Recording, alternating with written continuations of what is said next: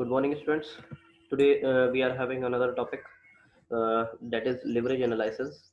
It is the second topic of our unit number 2 based on syllabus of our university. We have to learn about the leverage over here in this chapter. So we are moving to next slide, which will let us know what is leverage. In general terms or general meaning, what leverage is, you can read it out in the first sentence. In general terms में अगर देखें तो क्या है, general terms में देखें, the term leverage refers to an increased meaning of accomplishing some purpose. कह रहे हैं किसी पर्पस को हम तेजी के साथ, जल्दी के साथ, इंक्रीज फॉर्म में जो है वो अकम्प्लिश कर सकें. अकम्प्लिश कहते हैं हासिल करने को, अचीव करने को, तो वो हम उसको लेवरेज बोलते हैं. दूसरे में हम क्या बोले, अगर फिजिक्स के लिए अगर देखें तो फिजिक्स में जो है वो क्या कहते हैं, इसके लिए फिजिक्स में देख लेते हैं इसको. कह रहे हैं कि leverage is used to lift heavy object. Heavy object देखते हो कि नहीं उठता है तो क्या करते हैं हम, जो है वो कोई ना कुछ लेवरेज लगा करके जो है हम उसको उठाने की कोशिश करते हैं. बहुत बड़े बड़े जैसे वुडन लॉक्स होते हैं, तो उनको भी उठाने के लिए कोशिश करी जाती है, which may not be otherwise possible. कह रहे हैं कि उसके अलावा वो नहीं उठ सकते, हिल नहीं सकते, तो हम उसको लिफ्ट करने के लिए कोई ऑब्जेक्ट की हेल्प लेते हैं. तो वो जो ऑब्जेक्ट हेल्प करता है वो लेवरेज के मतलब रोल प्ले करता है. अब फाइनेंस के लिए हम क्या देखें कि फाइनेंस में जो है लेवरेज क्या हुआ, तो यहाँ पर फाइनेंस के लिए हमें देखना है, बाकी चीज तो हमें जनरल टर्म के लिए याद रखना था. सिर्फ हमें मेन चीज जो है वो इसको देखना है, जो मैंने हाईलाइट करा है लास्ट अपना sentence. In the finance point of view, leverage refers to furnish the ability to use finance fixed cost assets. यहाँ पे क्या फाइनेंस की लैंग्वेज में क्या बताया कि लेवरेज काय को रेफर कर रही है, ability to use fix cost asset. Fix cost assets क्या होती हैं वो आपको जो है वो मालूम होना चाहिए इसके लिए. और फंड्स, फिक्स कॉस्ट एसेट्स या फिर कौन सी फंड्स, तो इंक्रीज, जिससे आप क्या कर सकें, इंक्रीज द रिटर्न, जिससे कि आप रिटर्न इंक्रीज कर सकें, यानी शेयर होल्डर्स के रिटर्न को इंक्रीज कर सकें.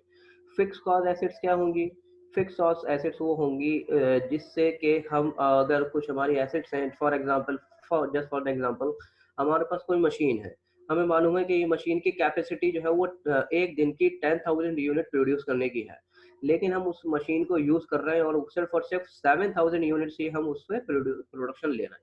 तो दैट मीन्स कि we are not gaining full optimum utilisation of that machine. हम अगर उसका फुल ऑप्टिमम यूटिलाइजेशन अगर लेना शुरू कर दें और 10,000 यूनिट प्रोड्यूस करें, दैट मीन्स कि हमारी रोजाना की जो ऑपरेटिंग कॉस्ट है वो कम हो जाएगी और हमारा जो प्रोडक्ट की कॉस्ट है वो भी कम आना शुरू हो जाएगी. तो इससे क्या होगा, हमने उस से इंक्रीज कर सकेंगे जो शेयर होल्डर के रिटर्न है, उस रिटर्न को भी इंक्रीज कर सकेंगे. जब प्रॉफिट इंक्रीज होगा तो शेयर, अल्टीमेट एम तो वही है कि जो हमारे शेयर होल्डर्स हैं, ओनर्स हैं, उनके रिटर्न इंक्रीज हो. ये आपने फाइनेंस का पहला ऑब्जेक्टिव पहले ही यूनिट के अंदर पढ़ रखा है. डेफिनेशन देखें, जेम्स हॉर्न क्या बोल रहे हैं. जेम्स हॉर्न साहब कहते हैं इसके लिए, द एम्प्लॉयमेंट ऑफ, एम्प्लॉयमेंट कहते हैं यूज को लिए, यहाँ पर एम्प्लॉयमेंट का मीनिंग क्या है, यूज करना. The employment of an asset, an asset का मतलब वही ऊपर जो आपने देखी fix cost asset, N asset और फंड.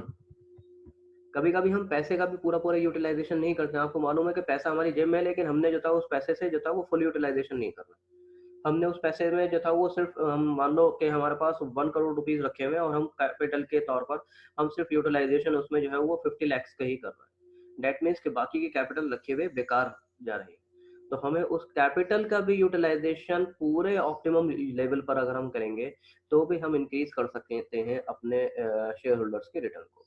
तो यहाँ पर जो डेफिनेशन के अंदर ले रहा है तो यही कहना है, the employment of an asset और fund for which the firm pay a fix cost और फिक्स रिटर्न, जिससे कि फर्म जो है पे कर सके फिक्स कॉस्ट या फिर फिक्स रिटर्न.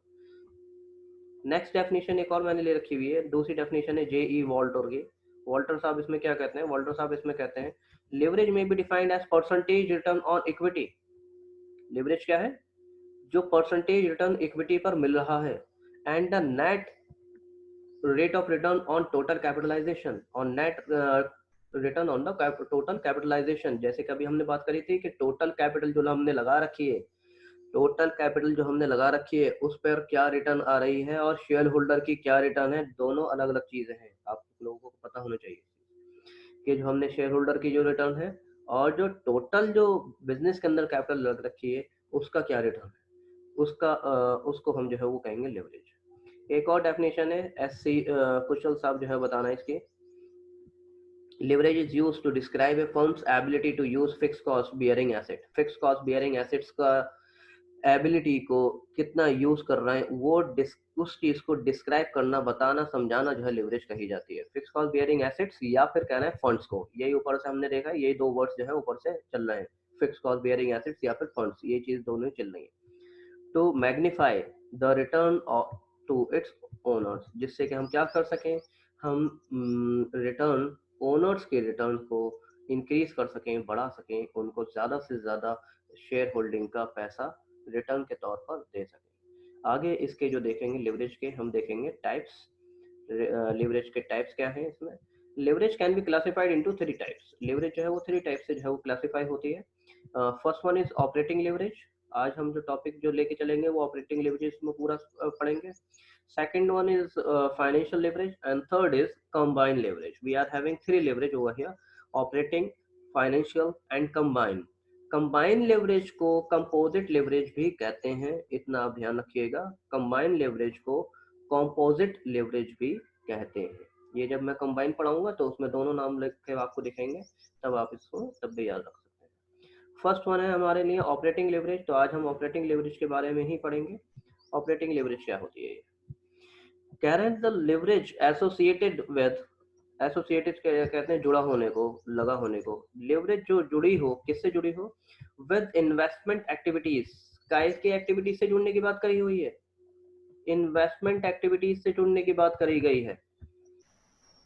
जो इन्वेस्टमेंट, ऐसे भी बोल सकते हैं, जो इन्वेस्टमेंट एक्टिविटीज से लिवरेज जुड़ी हुई होती है उसको हम ऑपरेटिंग लिवरेज कहते हैं। Okay, is called as operating leverage या ओएल, इसकी शॉर्ट फॉर्म में इसको हम बोल देते हैं। It is cause due to fix operating expenses. ये क्यों जो है वो होती है ये भी बता रहे हैं, ये क्यों होती है, इसका कॉज क्या है, इसका कॉज क्या है, इसका कॉज है due to fixed operating expenses, क्योंकि बिजनेस के अंदर कुछ फिक्स ऑपरेटिंग एक्सपेंसेस जो हैं उसकी वजह से ये लेवरेज होती है। तो उस लेवरेज को हम, उसका कॉज क्या हो गया, फिक्स ऑपरेटिंग एक्सपेंसेस जो था इसका कॉज हो गया। नेक्स्ट आगे बताना है इसके लिए ऑपरेटिंग लेवरेज क्या है। Operating leverage may be defined as the company's ability to use fix operating cost. वही ऊपर कही हुई है फिक्स ऑपरेटिंग कॉस्ट, वही यहाँ पे कह रहा है फिक्स ऑपरेटिंग कॉस्ट, लेकिन उसका आगे भी समझाना है। To magnify the effect of change in sales, कि यानी फिक्स ऑपरेटिंग कॉस्ट से चेंज इन सेल पे क्या फर्क पड़ रहा है, ये लिवरेज की पढ़ाई करने के लिए, इस लिवरेज की स्टडी करने के लिए हम कहेंगे ये लिवरेज है operating on it's earning before interest and tax, जिसको हम ईबीआईटी के नाम से जानते हैं, जिसको हम काय के नाम से जानते हैं, ईबीआईटी के नाम से जानते हैं। यानी अगर मैं कहूँ कि ऑपरेटिंग लिवरेज किसकी स्टडी कर रहे हैं, ऑपरेटिंग लिवरेज स्टडी कर रहा है एक सेल की, और दूसरा स्टडी कर रहा है, तो वो स्टडी कर रहा है earning before interest and tax. ठीक है, एक इस सेल्स और दूसरा अर्निंग बिफोर एंड टैक्स की जो स्टडी हम कर रहे हैं वो स्टडी हमारे लिए ऑपरेटिंग लिवरेज कहलाती है। आगे और बता रहे हैं operating leverage consist of two important cost, दो इंपॉर्टेंट कॉस्ट से जो है मिलकर बनती है, एक फिक्स कॉस्ट से और दूसरी वेरिएबल कॉस्ट से, दो कॉस्ट से मिलकर के जो है ये बनती है, या इसके अंदर दो कॉस्ट छुपी हुई होती है। नेक्स्ट पॉइंट इसमें बता रहे हैं when the company said to have high degree of sorry when the company is said to have a high degree of operating leverage, it is employs a great amount of fixed cost। कह रहे हैं कि अगर company जो है high degree of operating leverage use कर रही है, एम्प्लॉय का मतलब यूज करना, अगर कोई company high degree of operating leverage use कर रही है या ग्रेट अमाउंट ऑफ, इसका मतलब क्या हुआ कि हम जो फिक्स कॉस्ट है उसको फुल लेवल पर यूज कर रहे हैं, फिक्स कॉस्ट को हम फुल लेवल पर यूटिलाइजेशन कर रहे हैं, great amount of fix cost and smaller amount of variable cost. Variable cost का स्मॉलर अमाउंट यूज होगा, कैसे होगा, जैसे मैंने अभी एग्जांपल दिया था कि हमारी मशीन की कैपेसिटी 10,000 यूनिट्स की थी एक दिन में प्रोडक्शन देने की, हम सिर्फ 7,000 यूनिट्स का प्रोडक्शन दे रहे थे,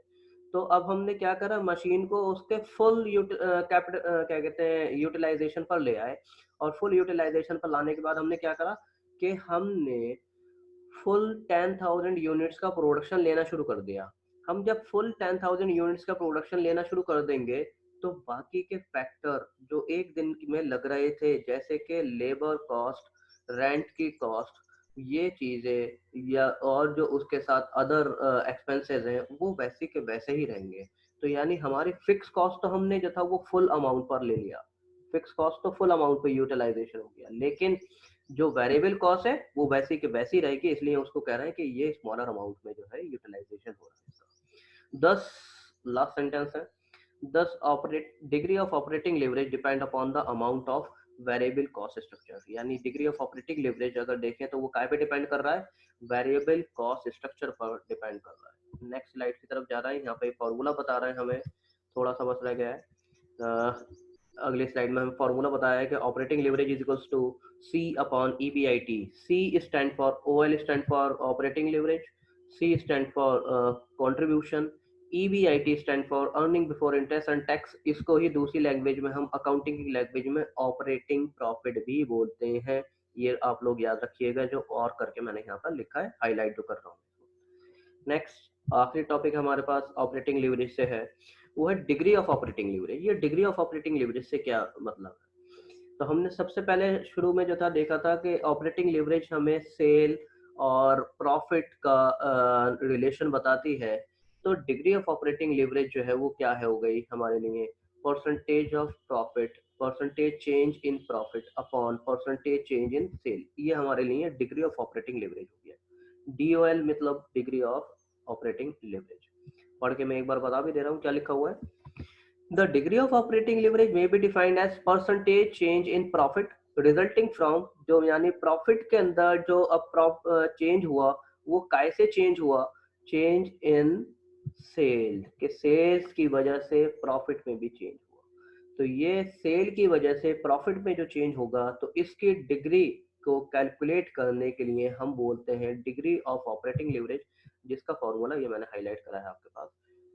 So students, we have to close our session over here only. Tomorrow we are having the next leverage, which is financial leverage. So I am stopping the slide over here, and you people have to ask if you are